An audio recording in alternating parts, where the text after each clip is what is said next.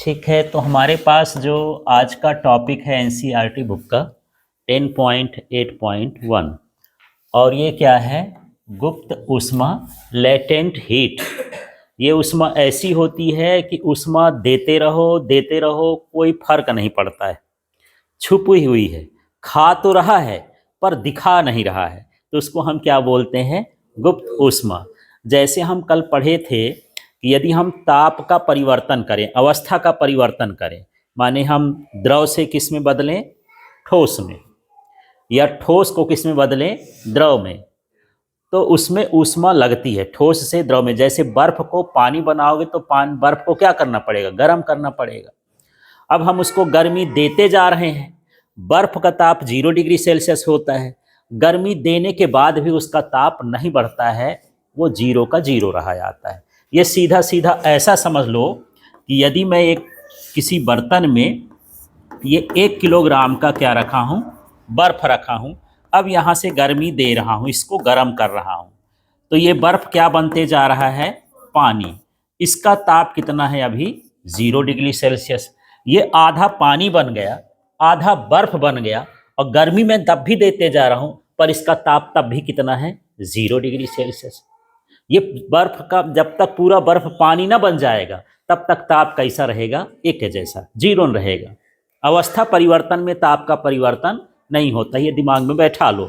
तो यदि मान लो इसमें आधा किलोग्राम, अब इसमें क्या हो गया? आधा किलोग्राम पानी और आधा किलोग्राम क्या हो गया? बर्फ, गर्म करते करते, पर इसका ताप तब भी कहाँ है? 0 डिग्री सेल्सियस। मैं परेशान हूं ना यार, गर्मी देते जा रहा हूं पर इसका ताप बढ़ता नहीं है। कहाँ घुस जाती है गर्मी? चुप्पे चुप्पे कहाँ जा रही है यार, कहाँ रख रही है? इसलिए इसको हम क्या बोलते हैं? गुप्त ऊष्मा बोलते हैं। जो ऊष्मा हम इसमें देते जा रहे हैं उसका ताप नहीं बढ़ता है, तो हम उसको क्या बोलेंगे?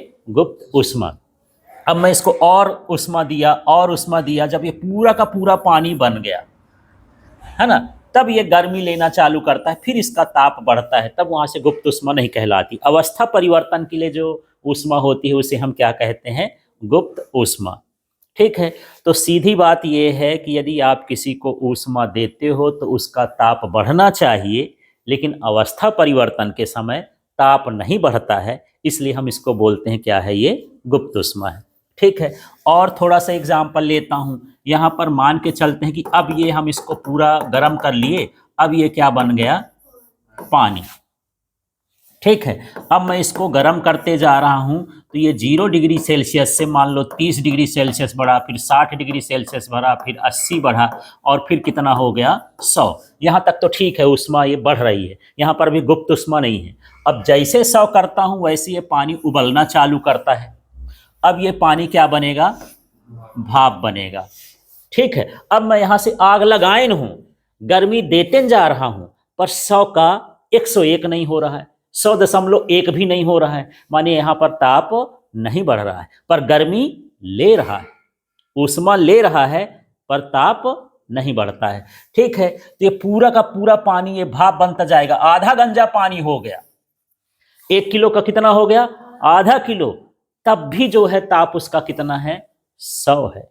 ताप बढ़ ही नहीं रहा, पर ऊष्मा लेते जा रहा है। ठीक है, यहां पर इसका मान लो एक बूंदे पानी बचा है, तब भी इसका ताप कितना है? 100 डिग्री सेल्सियस। तब भी गर्मी ये क्या कर रहा है? ले रहा है। जब ये भी उड़ जाएगा, अब गंजी गर्म होगी, तब उसका ताप क्या होगा? बढ़ेगा। जब पानी खत्म हो जाएगा तब गंजी में ताप बढ़ेगा। ठीक है, अब मान लो गंजी को भी देते गए तो ताप लेता जाएगा, जहां गंजी पिघलना चालू कर दे। मान लो गंजी जो है 500 डिग्री सेल्सियस के ताप पर अब पिघलना चालू कर दी, तो आप देते नहीं रहते हो, 500 से वो बढ़वे न करेगा जब तक कि वो पूरा नहीं पिघल जाएगा। समझ में आ गया? तो अवस्था परिवर्तन होता है तो ताप बदलता है क्या? नहीं बदलेगा। अवस्था परिवर्तन होगा, ताप नहीं बदलेगा। ऊष्मा लगेगी क्या? ऊष्मा लगेगी, ऊष्मा देना पड़ेगा। इसीलिए हम इसको क्या बोलते हैं? गुप्त ऊष्मा। ले तो रही है पर ताप को बढ़ा नहीं रही है। ठीक है, इस तरह से। तो गुप्त ऊष्मा को अब हम कैसे लिखेंगे? तो किसी पदार्थ के एकांक द्रव्यमान के अवस्था परिवर्तन के लिए आवश्यक ऊष्मा की मात्रा को गुप्त ऊष्मा कहते हैं। इस तरह से परिभाषा बनेगी। पर मैं कई बार बोलता हूं कि जो फिजिक्स है उसमें परिभाषा नहीं याद करते हैं, क्या याद करते हैं? सूत्र याद करते हैं। तो ये सूत्र लिखा है, चलिए इससे सब कुछ बनेगा, इसकी भाषा भी बनेगी, मात्रक, विमी सूत्र सब कुछ इसी से बनेगा। बटे को हम क्या बोलते हैं? एकांक। एम का मतलब हो गया द्रव्यमान और क्यू का मतलब हो गया ऊष्मा। तो इसी का नाम ले लो, एकांक द्रव्यमान की अवस्था परिवर्तन के लिए, एकांक द्रव्यमान की अवस्था परिवर्तन के लिए आवश्यक ऊष्मा की मात्रा को गुप्त ऊष्मा कहते हैं। ठीक है, तो अपने कोई पदार्थ नहीं भी जोड़ोगे तो जरूरी नहीं है। तो क्या बनेगा? पहले इसका नाम लो, ये बटे का नाम लो एकांक, फिर इसका नाम लो द्रव्यमान की वस्तु की अवस्था परिवर्तन के लिए आवश्यक ऊष्मा के मान को या मात्रा को गुप्त ऊष्मा कहते हैं। परिभाषा बन गई इससे। ठीक है, तो परिभाषा का मतलब नहीं कि लाइन टू लाइन मिलाना है, ऐसा परिभाषा नहीं होता। उसका मतलब भाव आना चाहिए कि क्या कहना चाह रहे हैं। ठीक है, प्रभु भाव ही समझते हैं, हमारी फिजिक्स भी भाव ही समझती है। ठीक, अब इसका वो निकालते हैं यार, वही जो समझते हो, क्या? मात्रक। तो ऊष्मा का मात्रक क्या होता है?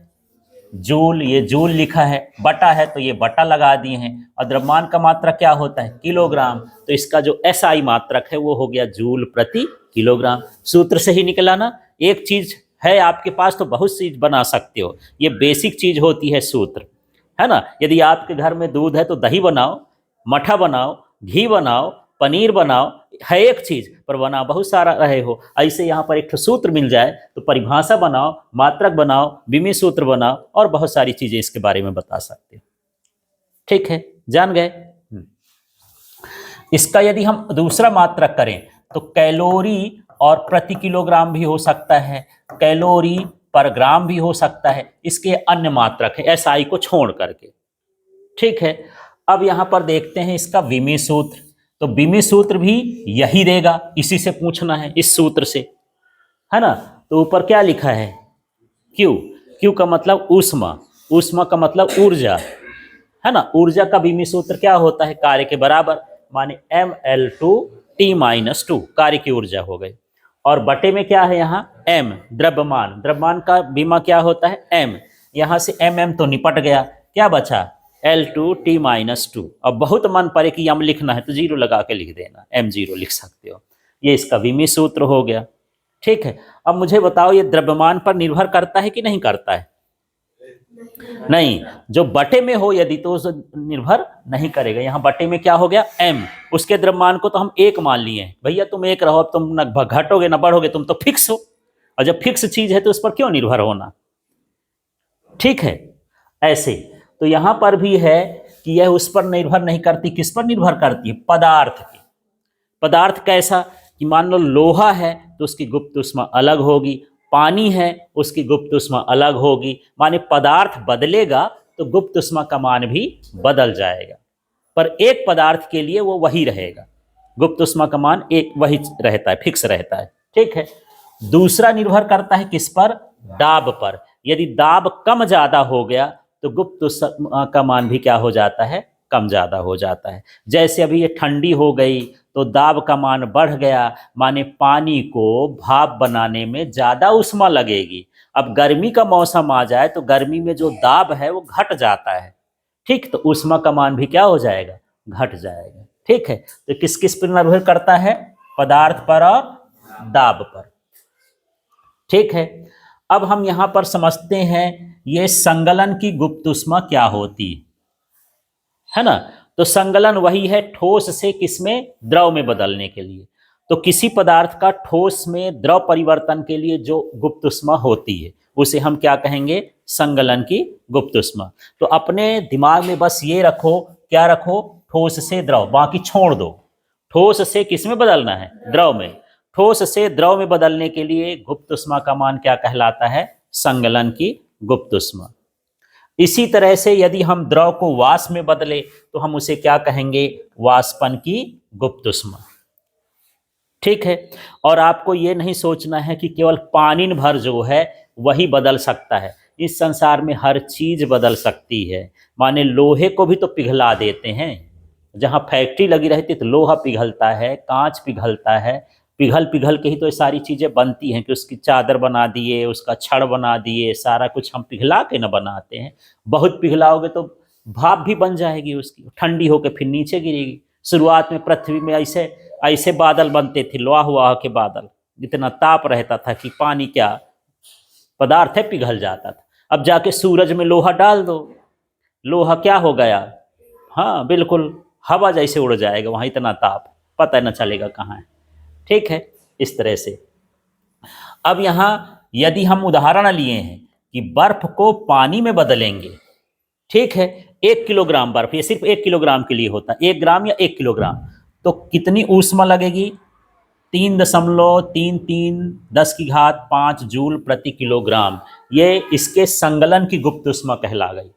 माने हम ठोस, बर्फ माने क्या हो गया ठोस, और पानी में क्या हो गया द्रव, तो ठोस को द्रव में बदलेंगे तो इसको हम क्या बोलेंगे, संगलन की गुप्त ऊष्मा। यदि हम कैलोरी में कहें तो 80 कैलोरी 1 ग्राम, माने 1 ग्राम आपके पास बर्फ है, उस बर्फ को पानी पूरा बनाना है तो कितनी गर्मी देना पड़ेगा, 80 कैलोरी, तब वो किस में बदलेगा, पानी में बदलेगा। ठीक है, या 1 किलोग्राम आपके पास बर्फ है तो 1 किलोग्राम बर्फ को पानी बनाने के लिए इतनी ऊष्मा लगेगी।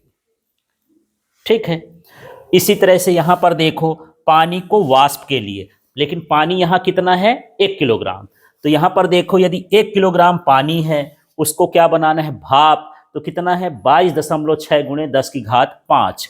इन दोनों में कौन बड़ा है यार,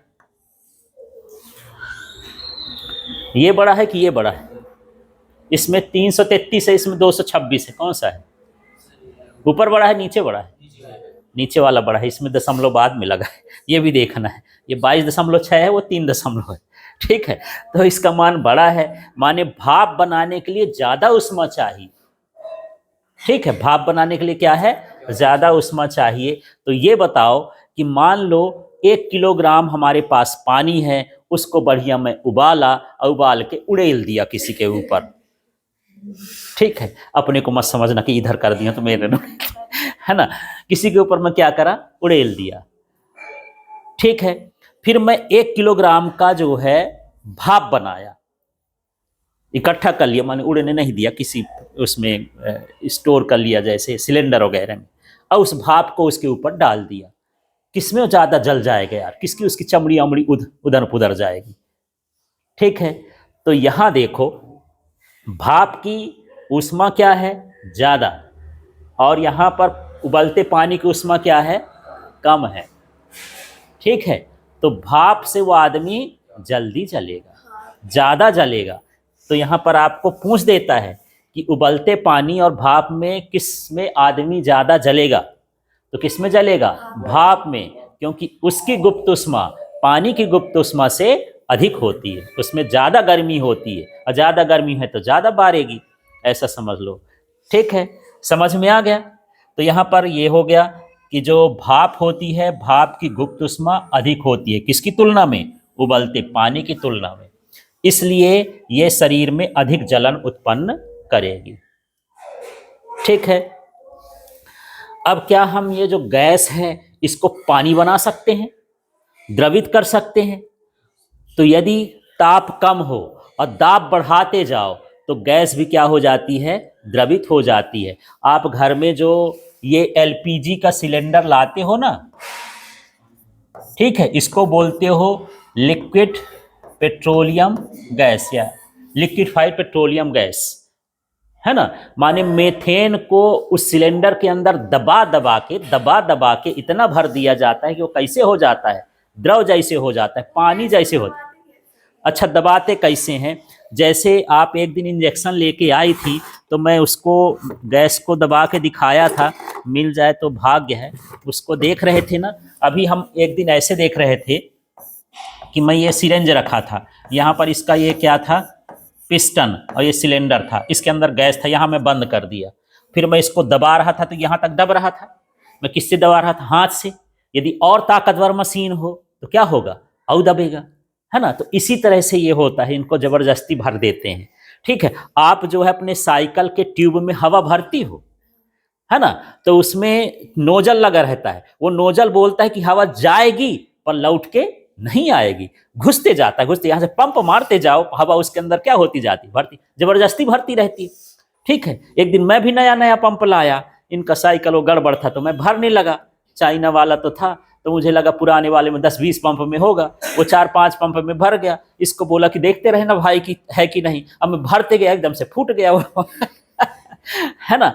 तो जो सिलेंडर होता है इसीलिए ज़्यादा मजबूत और कठोर बनाया जाता है, तो उसके दाब को क्या कह सके, सह सके। जब ज़्यादा प्रेशर हो जाता है तो फूट भी तो जाता है सिलेंडर, है ना, ब्लास्ट हो जाता है। उसको सीधे एकदम से फूटे तो क्या कहलाता है, ब्लास्ट हो जाना।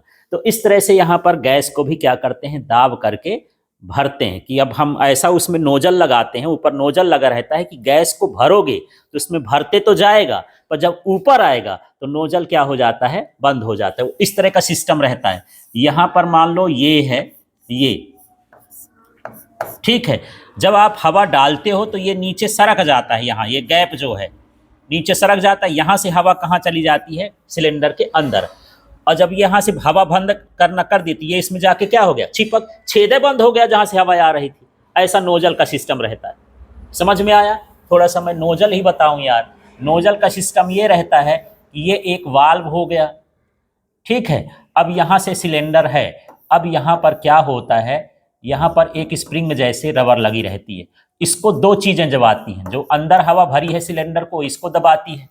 अंदर जो हवा भरी रहेगी इस वाल्व को क्या करेगी, दबाएगी। तो ये इसमें छेद रहेगा, इसमें छोटा सा, इसमें जाके चिपक जाएगा। माने छेद को क्या कर दिया, बंद कर दिया, ठीक है। तो जब हम ऊपर से हवा डालते हैं तो ये वाला जो ये ढक्कन जैसे कहाँ चला गया, नीचे। तो हवा यहाँ आती है, और जैसे मैं उसको हवा भरना बंद कर देता हूँ, ये वाल्व कहाँ चला जाता है, ऊपर, छेदे बंद कर देता है। अब हवा न जाएगी तो प्रेशर से भरते जाओ, इस तरह से भरता जाता है। तो माने हम ताप कम कर दें और दाब को अधिक कर दें तो द्रव भी सिकुड़ सिकुड़ के क्या बन जाती है, पानी। भाई गैस क्या है, गैस क्या है कि अणु कैसे होते हैं, दूर दूर, उन अणुओं को कहाँ लाना है, पास। जब अणु पास पास हो जाएंगे तो क्या बन जाएगा, द्रव बन जाएगा। इसलिए हम गैस को भी क्या कर सकते हैं, द्रवित कर सकते हैं, ठीक है ना। और जैसे वो खुल गया तो एकदम से प्रेशर से निकलेगा, तो पानी निकलेगा कि गैस निकलेगी यार। मैं बोला कि इसके अंदर हम हवा को, पहले ये क्या थी, हवा, इसको इतना दबाए, इतना दबाए, इतना भरे कि हवा क्या बन गई, पानी। माने पानी जैसे मान के समझो, हवा किस में आ गई, द्रव में। क्या बन गई, द्रव में, ठीक है। तो यहाँ दाब अधिक हो गया, तो अधिक दाब में गैस को हम क्या बना सकते हैं, द्रव। अब मान लो ये इस नोजल को मैं इसको ऐसे कुछ डाल के इसको नीचे कर दिया, तो गैस अब निकलेगी। तो पानी निकलेगा कि गैस निकलेगा, गैस ही निकलेगी। अब ये द्रव बड़ी तेजी से किसमें बदलेगा, हवा में, और हवा निकलती है। यही सिस्टम चलता है आपके एलपीजी सिलेंडर में। कुछ मात्रा में उसमें लिक्विफाइड पेट्रोलियम गैस है, द्रवित मात्रा में रहती है, ठीक है, द्रव अवस्था में रहती है। जब बाहर निकलती है तो कैसा निकलती है, गैस। उसके अंदर भरा क्या है, हाँ, द्रव जैसे, ठीक है। ये क्लियर हुआ इतना?